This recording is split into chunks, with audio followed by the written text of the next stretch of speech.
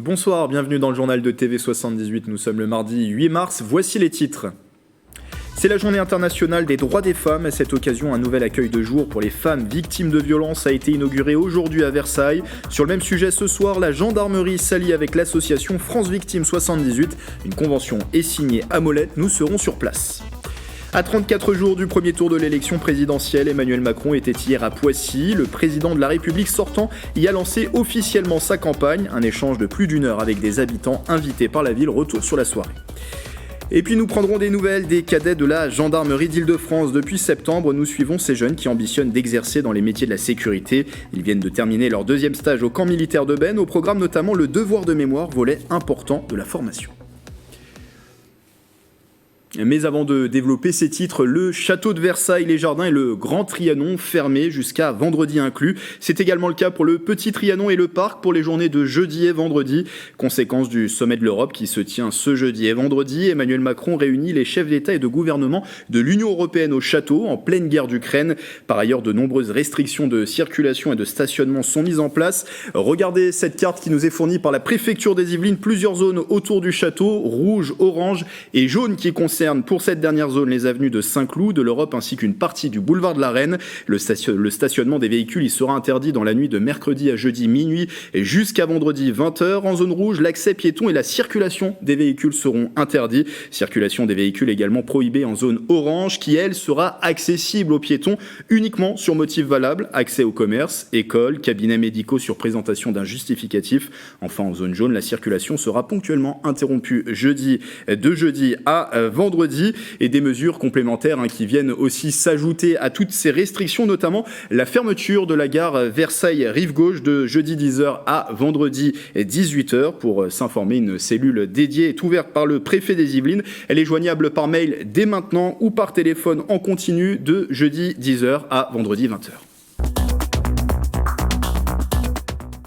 Je vous le disais dans les titres, c'est aujourd'hui la journée internationale des droits des femmes et à cette occasion, une convention a été signée il y a quelques minutes entre la gendarmerie nationale et l'association France Victimes 78 et pour l'ouverture d'une première permanence d'aide aux victimes en brigade de gendarmerie à Houdan. La signature a eu lieu justement à la brigade de gendarmerie de Houdan-Molette où on retrouve sur place tout de suite le colonel Sylvain Tortelier. Bonsoir. Bonsoir. Merci d'être avec nous. Vous êtes le commandant du groupement de gendarmerie des Yvelines. Je le disais, une convention qui a été signée il y a quelques minutes. Quel est l'objectif ? Quels sont les objectifs de ce partenariat avec l'association France Victimes 78 ? Pourquoi cette signature ce soir ? Alors, nous sommes très heureux ici d'avoir paraphé cette convention entre la secrétaire générale adjointe de la préfecture, le président de l'association France Victimes 78 et donc, vous l'avez mentionné, la gendarmerie des Yvelines. C'est une convention un peu pionnière ici qui vise en fait à ouvrir les portes de la brigade de gendarmerie à cette association qui de manière régulière tiendra des permanences à caractère juridique pour le coup afin d'accompagner les personnes qui franchissent ici le pas de la brigade pour venir déposer plainte sur un certain nombre de sujets à caractère sexuel, sexiste, bref, tout sujet ayant rapport avec des faits de victimes de violences intrafamiliales. Et ça part de quoi ? Est-ce que ça part d'un constat ? On sait que pendant le confinement, ces faits de violence à l'intérieur des foyers a augmenté. Est-ce que c'est ce que vous avez constaté aussi en zone rurale dans les Yvelines ? C'est aussi de ça qu'est partie cette réflexion, cette union finalement ? Oui, alors la réflexion, elle est partie évidemment d'un constat qui fait que depuis quelques années maintenant, on révèle un peu mieux les faits de violence intrafamiliale et que donc il fallait que les forces de sécurité, singulièrement la gendarmerie, aillent vers les gens pour mieux révéler ces situations-là. Donc ça a pris la forme ici, notamment dans les Yvelines, d'un Jean de Troc, c'est-à-dire d'un poste mobile avancé qui vient dans la profondeur des territoires au contact des gens pour leur signaler un certain nombre d'offres de services de proximité pour mieux révéler ces situations de violence intrafamiliale. Nous avons également développé toute notre offre de formation interne, de sensibilisation auprès des publics vulnérables et singulièrement aujourd'hui, nous étoffons cette offre-là de manière complémentaire avec le tissu associatif qui vient en appui de nos propres actions pour mettre à disposition, là pour le coup, une juriste qui viendra prendre le relais sur un tas de questions que les victimes pourraient se poser sur la constitution d'un dossier de divorce ou tout autre sujet approchant. Et on en parlera un peu plus longuement avec le président de l'association France Victimes 78 dans un instant. Juste, c'est une première dans les Yvelines. Est-ce que ça pourrait en amener d'autres, peut-être dans d'autres brigades des Yvelines, autres que celle de Houdan? Le retour d'expérience dans quelques semaines, donc ici au niveau de la brigade de Houdan. Et il est bien effectivement dans notre intention de parfaire notre offre de proximité au sein d'autres brigades territoriales de gendarmerie des Yvelines afin d'offrir à tous finalement le même niveau de service. Merci colonel Sylvain Tortelier pour cette première réaction, je le rappelle, commandant du groupement de gendarmerie des Yvelines à propos de la signature de cette convention qui a eu lieu, je le disais, il y a quelques minutes à la brigade de gendarmerie de Houdan-Molette. On continue à en parler dans un instant, mais tout d'abord parlons de cet accueil de jour, nouvel accueil de jour qui a ouvert à Versailles, qui a été inauguré ce mardi. Cette maison accueillera des femmes victimes de violences et les accompagnera dans leur vie de tous les jours avec un projet qui est porté notamment par l'association La Nouvelle Étoile. Dans cet accueil, elle est opérateur, cette association, dans ce projet. Les précisions de Nicolas Dandry. Il ressemble à n'importe quel domicile, un salon, une salle de jeu pour enfants, une chambre et une salle de bain. Pourtant, cette maison est un accueil de jour dédié aux femmes victimes de violences, une structure opérée par l'association La Nouvelle Étoile. Objectif, mettre en sécurité les femmes victimes. Vous avez en bas une salle d'esthétique qu'on a équipée au niveau de soins, que ce soit des soins de main, des soins de cheveux, du maquillage, l'habillage, etc. Où les femmes qui sont victimes de violences pourront venir à être accompagnées par un professionnel, soit de coiffure, soit d'esthétique, pour prendre soin d'elles, pour reprendre de la confiance et pour travailler aussi l'estime de soi et se sentir femme à part entière. En plus d'une sécurité, les personnes accueillies sont aidées. Un accompagnement social, médical, judiciaire ou encore psychologique. Située à Versailles, cette maison est la propriété du bailleur social Les Résidences Yvelines Essonnes. C'est un logement qu'on propose à la location avec du coup un tarif particulier qu'on a sorti nous de notre parc de commercialisation pour le transformer en local associatif, donc avec des tarifs qui sont complètement différents, beaucoup plus avantageux pour justement aider l'association sur cette partie-là. Ce type de structure s'inscrit dans le renforcement de la politique de l'État pour lutter contre les violences conjugales. On prend soin de les localiser en général dans des villes à proximité des transports en commun, dans des endroits accessibles, ce qui est le cas ici à Versailles, puisque c'est un accueil de jour qui est situé à la fois dans une zone pavillonnaire, très familiale, très chaleureuse, et à proximité de toutes les commodités et des transports. Dans les Yvelines, 11 espaces d'accueil de jour dédiés aux femmes victimes de violences sont actuellement ouverts. Et on continue à parler de cette information dont je vous parlais juste avant ce sujet, à savoir l'ouverture d'une première permanence d'aide aux victimes en brigade de gendarmerie à Houdan. Une convention a été signée il y a quelques minutes entre la gendarmerie nationale et aussi l'association France Victimes 78. Et notre invité justement est le président de cette association, c'est Louis-Pierre Corradin qui est avec nous. Bonsoir. Bonsoir. Alors, juste avant de parler de la signature de cette convention, d'avoir votre réaction, représentons peut-être l'association France Victimes 78 qui a été créée en 1990 et qui fait partie du réseau national France Victimes. Quelles sont les missions de France Victimes 78 ? Donc, l'association France Victimes 78, donc, comme vous le dites, a été créée en 90. Et ce qui est important, c'est qu'elle a été agréée par le ministère de la Justice, et que nous sommes une association donc sur le département. Donc nous avons à la fois des bénévoles et des salariés, et nous intervenons tant sur le plan juridique que psychologique. Donc c'est une aide aux victimes sur plusieurs plans. C'est bien ça. Nous intervenons également avant, pendant et après les procédures. Donc c'est très large.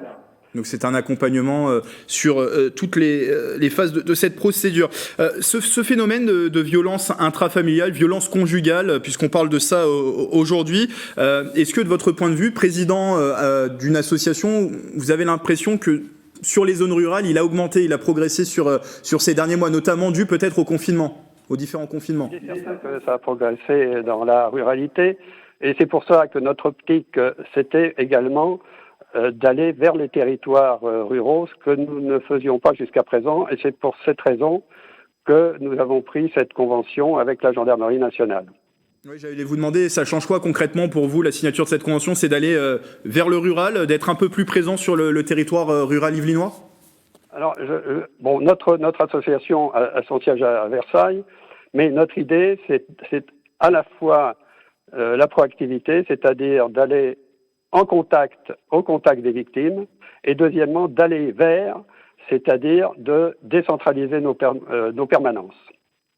Alors comment ça s'organise justement une permanence? Comment elle va s'organiser cette permanence, je le disais, qui va prendre place dans la brigade de gendarmerie de Houdan-Molette? Bien écoutez, notre juriste Aurore Somme a déjà pris position, si on peut dire, aujourd'hui. Donc elle s'est installée dans la brigade. Elle a été très bien accueillie d'ailleurs. Et donc tous les 15 jours, un après-midi, tous les 15 jours, elle sera là pour... donc c'est la juriste, c'est-à-dire que pour le moment, nous n'avons des permanences extérieures à Versailles qu'au niveau juridique. Mais il est possible que dans un avenir, cela dépendra des conditions, puisque nous ne subsistons que grâce à des subventions. Donc il est possible, et c'est envisagé déjà dans une autre permanence, de faire aussi une permanence psychologique. Et d'être implanté au sein d'une gendarmerie, ça va permettre aussi d'avoir un lien plus direct avec les forces de l'ordre?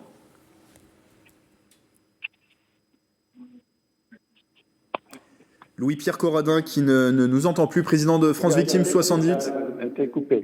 Alors, on va passer juste à une dernière question. Je vous demandais juste si le fait d'être présent directement dans la brigade de gendarmerie, ça allait permettre d'avoir un lien peut-être un peu plus direct, justement, avec les forces de l'ordre. On a perdu la connexion avec Louis-Pierre Corradin, je le rappelle, un président de France Victimes 78. Et d'ailleurs, si vous voulez prendre contact avec cette association, que vous soyez victime, peut-être témoin aussi de violences conjugales, vous pouvez contacter l'association via le lien qui s'affiche en bas de l'écran. Et à l'occasion de la Journée internationale des droits des femmes, les communes se mobilisent aussi. Une semaine spéciale se déroule notamment du côté de la ville de Trappes. À Verneuil-sur-Seine, la municipalité a fait imprimer des sacs à baguettes avec des messages de prévention, une action inspirée de celle du collectif Nous Toutes sur ces sachets, des numéros d'urgence pour les femmes victimes de violences, mais aussi des violentomètres. Cet outil permet de mesurer le degré de violence dans un couple à partir d'exemples du quotidien. La mairie de Verneuil prévoit de distribuer 10 000 de ces emballages.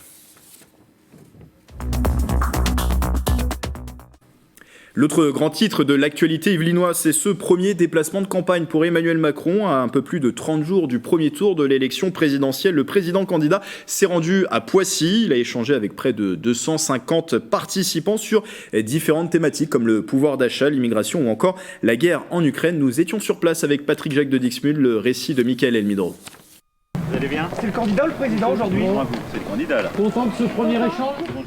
Pour son premier déplacement en tant que candidat, Emmanuel Macron a choisi de se rendre à Poissy ce lundi 7 mars pour une réunion publique, le fief de son ami et maire d'hiver droite, Carl Olive. Un appel du président samedi soir, aux alentours de minuit, 1h du matin, pour me dire que je commencerai bien ma campagne de terrain chez toi. Et puis, il ne voulait absolument pas un meeting politique en tant que tel, c'est-à-dire avoir que des militants autour de lui. C'est pas ça qu'il souhaitait le président. Il souhaitait avoir des gens qui n'avaient pas forcément voté pour lui en 2017, c'était le cas. Je ne trahis pas de secret en disant que la moitié de la salle n'a pas forcément voté pour lui en 2017, avait besoin d'éléments. Pour récolter ces éléments, les 250 personnes invitées au centre de diffusion artistique ont pu poser leurs questions au président candidat. Au programme des thématiques sur la guerre en Ukraine, l'immigration ou encore le pouvoir d'achat. Tout à l'heure, je suis partie mettre de l'essence dans mon véhicule et j'ai vu plus de 2 €. Monsieur le Président, est-ce que vous vous rendez compte que plus de 2 €, c'est juste énorme pour un Français moyen? J'ai en plus 3 enfants. À court terme, les prix, le pouvoir d'achat. Ce que vous avez dit est parfaitement vrai. Vous avez été la porte-parole, à mon avis, de dizaines de millions de Françaises et de Français. Sur les prix de l'énergie, si je puis dire, le président n'a pas attendu le candidat. Le gouvernement a pris déjà beaucoup de mesures et on doit les poursuivre. La situation dans laquelle je me trouve, c'est la situation dans laquelle se trouve tout le monde et tout le monde est impacté, quel que soit le revenu des familles. Un échange direct qui s'est parfois déroulé dans une ambiance détendue. Merci Monsieur le Président. D'ailleurs, mes collègues me regardent, ils attendent la réponse. Est-ce que je peux venir à côté de vous pour prendre une photo, s'il vous plaît ?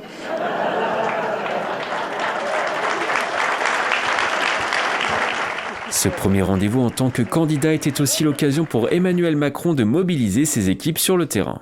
Mais maintenant, c'est notre rôle, à chacune et chacun, des militants, des élus, des responsables associatifs, des citoyens qui se retrouvent dans le discours du président, et bien de convaincre sur le terrain. Et on a 35 jours pour le faire.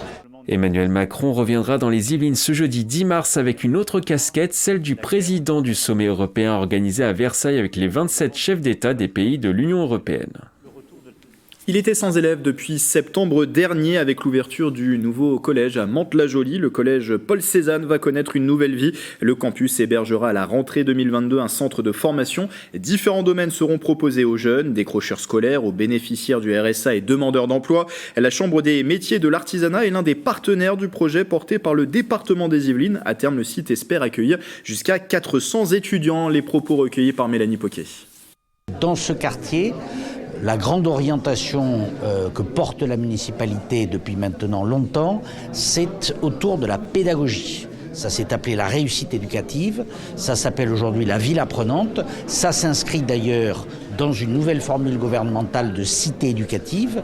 Nous sommes tous convaincus que par l'éducation et par la formation, nous pourrons vaincre l'exclusion et le chômage de masse des jeunes issus des quartiers politiques de la ville. 25% des jeunes viennent de Mantes-la-Jolie pour aller à Versailles, pas forcément simple.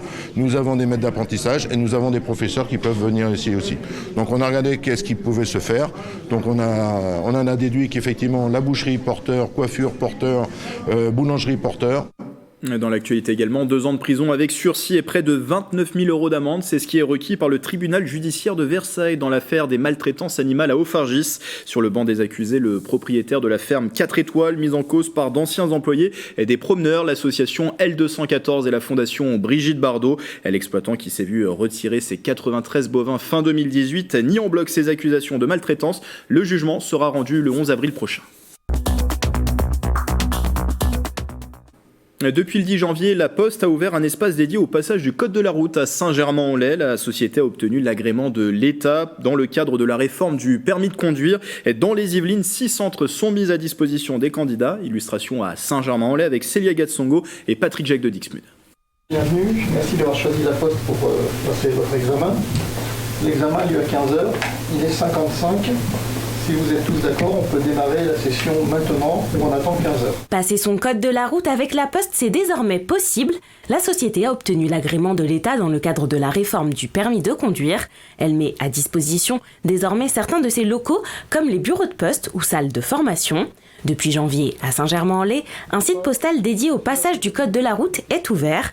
Dans les Yvelines, 6 établissements similaires ont vu le jour, à Guyancourt, Bois d'Arcy ou encore Rambouillet. Celui de Saint-Germain-en-Laye a une spécificité. Ici, c'est vrai, c'est très particulier puisque c'est un centre qui ne fait que cette activité-là. Et sinon, c'est vrai, il peut être aussi intégré à une plateforme industrielle de courrier ou au siège social de différentes directions. Réaliser les examens du code de la route, c'est une mission qui s'inscrit totalement dans la stratégie de la Poste pour se diversifier, innover, de façon à faciliter la vie pour tous. Dans ce centre, 10 places sont proposées par session. L'examen se passe en 2 étapes, une prise en main de la tablette et ensuite l'épreuve. Cet après-midi-là, 3 candidats étaient présents. J'ai fait le code à un autre endroit une première fois et j'ai pas vraiment aimé, c'était pas dans un endroit très chaleureux on va dire. Du coup j'ai recherché un autre endroit qui avait l'air meilleur et j'ai trouvé la Poste et ça m'a paru bien donc je suis venu. C'est mes parents moi qui m'ont inscrite, donc je suis pas très loin d'ici donc c'est pour ça que je suis allée à celui-ci.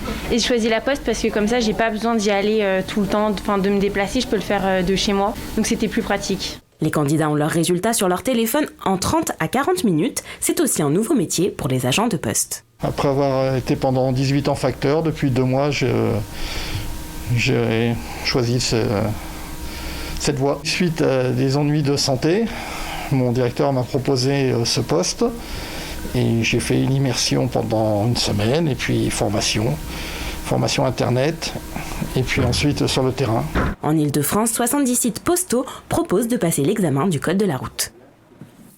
Et puis des nouvelles des cadets de la gendarmerie pour refermer ce journal. Toute cette saison, TV78 vous propose une immersion au sein de cette formation pour les jeunes qui souhaitent exercer plus tard dans les métiers de la sécurité. Pendant les vacances d'hiver, ils effectuaient leur 2e stage au camp militaire de Benne. Au menu notamment une journée consacrée au devoir de mémoire. Le reportage de Célia Gatsongo et Bichente Merien Santisteban. Le devoir de mémoire, un volet important de la formation des cadets d'Île-de-France. Jeudi 24 février, Lorenzo Bentata et Mehdi Aigle ont vécu avec leurs camarades une journée spéciale. Dès l'aube, rendez-vous au carré des soldats du cimetière municipal du Chesnay. Aujourd'hui, on est actuellement en train de nettoyer les tombes des anciens soldats qui sont morts pour la France. Et donc on a plusieurs manières de nettoyer. Donc on utilise un produit pour retirer toutes les traces de noir et on frotte avec une brosse. Et ensuite on est en train de repeindre en fait le nom des anciens soldats et de pouvoir permettre que ça se voit mieux, quoi.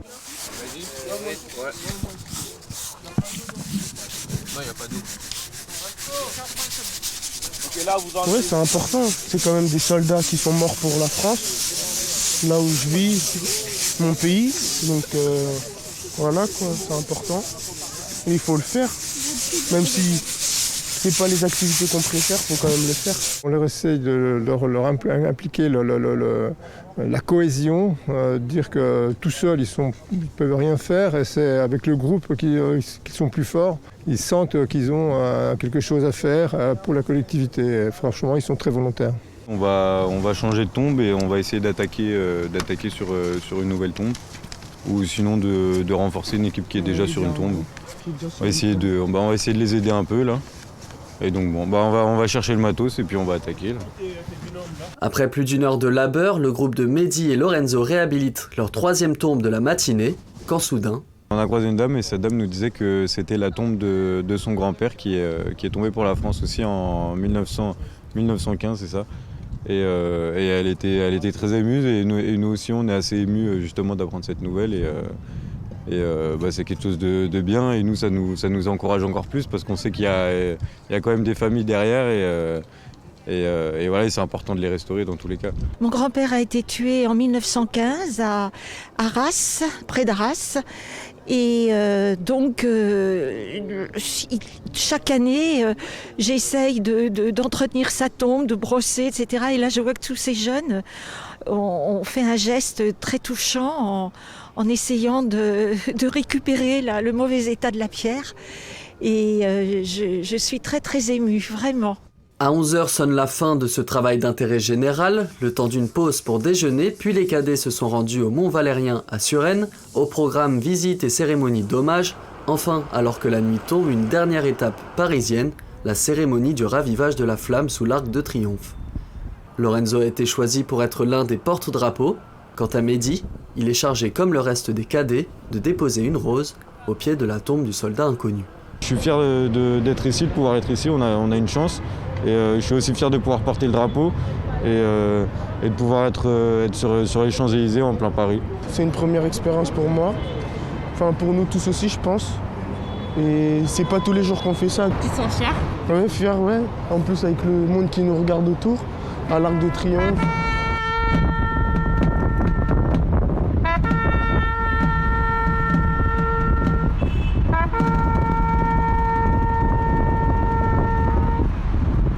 C'est important pour leur faire comprendre d'où ils viennent. Et vous voyez, en règle générale, je leur pose la question, qui est sous la tombe? Ils me répondent, on ne sait pas, c'est un inconnu. Donc à ce moment-là, je leur dis, non, c'est pas un inconnu, c'est un soldat français. Une cérémonie habituelle, presque quotidienne au pied du grand édifice, qui restera pourtant singulière et gravée dans la mémoire des jeunes cadets au terme d'une journée chargée d'émotions.